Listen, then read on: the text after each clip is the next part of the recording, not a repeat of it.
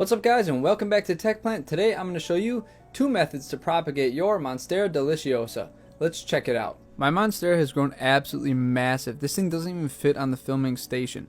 I definitely need to expand the channel space so I can film some bigger stuff. At this point, my Monstera has about 4 major growth points, and then it has a bunch of smaller ones that have been sprouting up in the middle as it's aged. So in this video, I'm going to show you how to propagate a few of those with different methods, and we'll even take one of those little tiny ones out and see how that one fares. Honestly, I should have repotted this thing a long time ago, but just laziness coupled with busyness and just no space, I've kind of put it off for a while. But if you look here, you can see it's quite root bound. There is an awful lot of roots in here.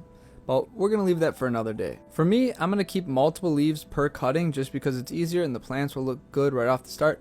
But if you really wanted to, you can do 1 leaf per node and be just fine. Because my Monstera is overgrown and I haven't kind of posted it up, all these roots are just kind of hanging. So I'm going to actually trim them off because I'm going to water propagate some of these.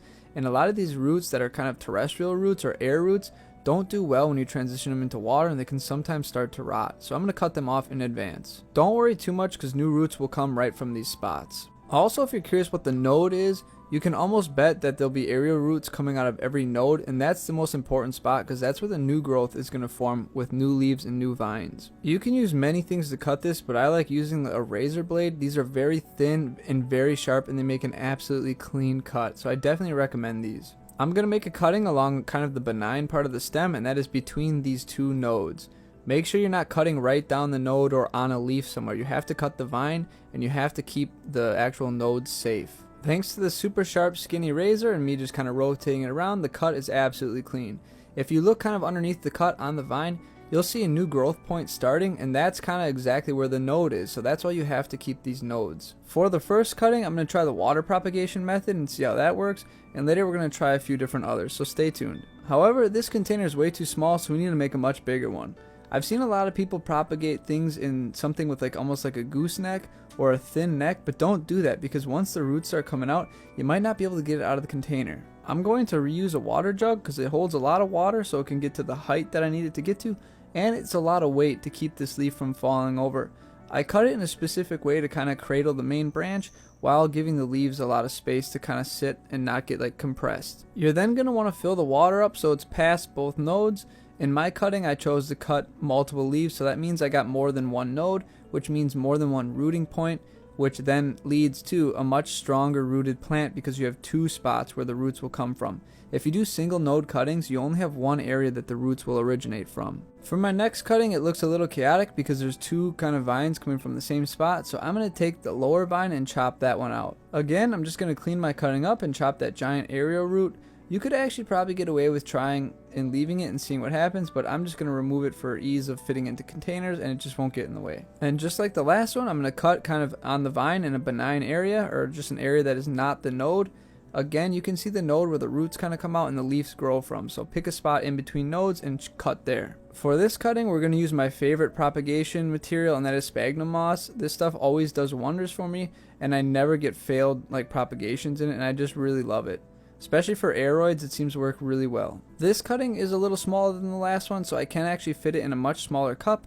So I'm just going to fill that cup with some sphagnum moss and put the cutting in. And I'm going to make sure my sphagnum moss is higher than both nodes. Again, you want your nodes to be covered so that way they can start rooting. If you leave them exposed, they probably won't root as quick as if you keep something moist and wet alongside the node. Now lastly, we have this really small baby one. I'm just going to kind of rip it out of there.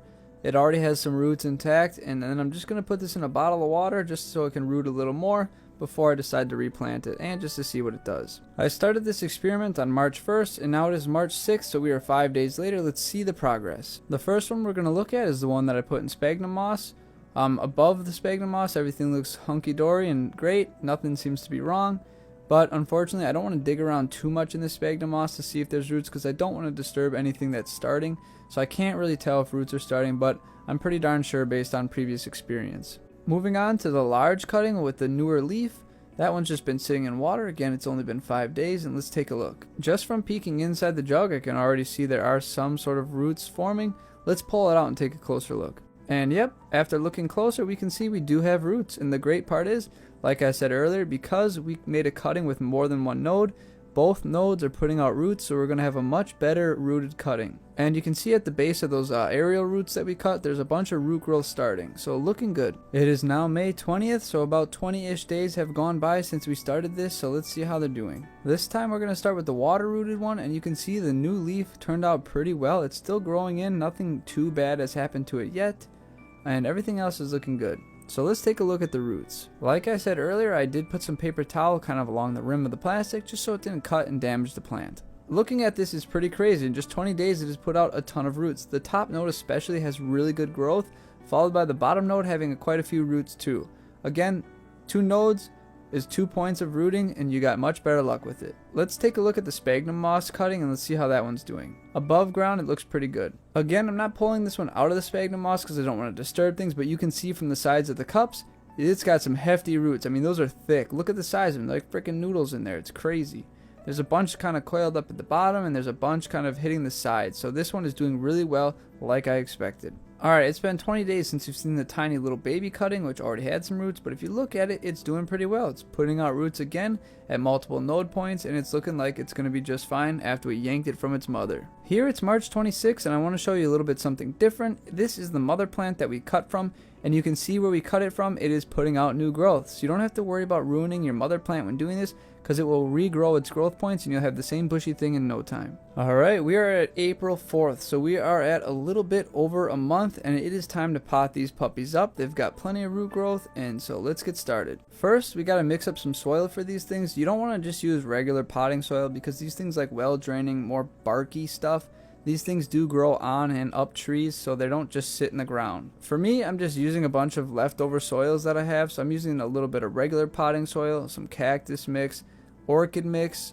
orchid bark, perlite, and again some more orchid mix, and that'll get me something pretty close to what I want. Well, after mixing all that stuff together, here's what we have. We've got a nice well draining soil with tons of bark in it, perlite, and other stuff that will allow it to drain well. This will be perfect for the Monstera. Let's start with the Monstera that came from the water. Let's pull it out and take a look at its roots. And as you can see, the roots look fantastic. Here's a thing that people ask a lot. Do you change the water every day? No, I don't change the water at all. In fact, I just top it off when it needs it. Now the next thing is, obviously, to find a pot big enough to hold this, we want to bury both nodes because they both have good root structure. Again, thankfully we cut 2 nodes, so we have a really good anchor point for our cutting. Once you have your cutting kind of orientated and put in the pot the way you want it, then just fill it up with soil and you should be good to go. If you really want, if you have a long cutting, you could add a stick for support, but this one doesn't quite need it, only to balance it while I get the soil placed around it. And voila, we have a nice potted Monstera cutting, and it looks fabulous just like the mother plant. Let's go take a look at the sphagnum moss cutting and see how well that one did in comparison. Here is the sphagnum moss cutting, so let's get it pulled out of its cup and see how well its roots have done. Just from the initial look, it looks like it did fantastic. There is one gripe I do have with sphagnum moss and rooting cuttings in it.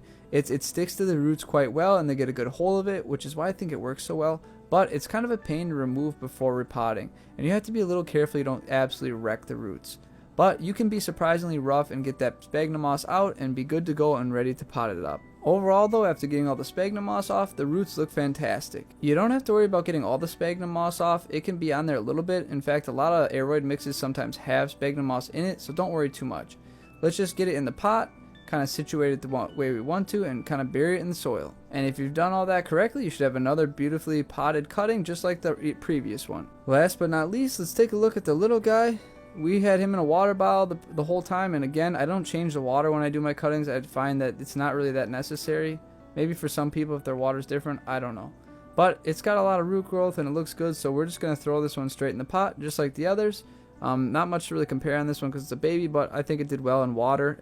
At least we proved that you can use water for the little ones too. There's one last thing I wanted to show you, and that is the mother plant. This footage is from April 22nd, and you can see all the places we took cuttings from, and you can also see how the mother plant is bouncing back and spitting out new growth. So if you had fears originally about ruining your mother plant or making it smaller, don't, because it's going to all grow back and you'll have the same plant you have in a few months plus cuttings. So it's always great to take cuttings because you're not wrecking anything and you're just creating multiple plants. Well guys, that pretty much sums up this video. I hope you learned how to do it and you have the courage to try it yourself.